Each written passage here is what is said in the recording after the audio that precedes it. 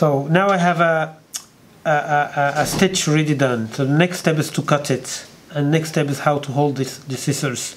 The scissors, you can hold the scissors you know, exactly the same way holding a needle holder.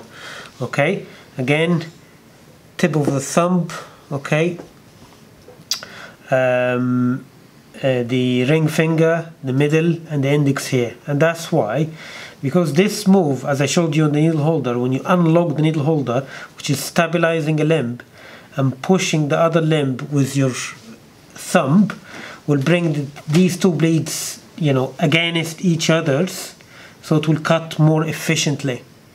Okay, that's the most efficient way of cutting, and a lot of people struggle with cutting stitches because they don't do this move. Okay, because almost always the blades are blunt.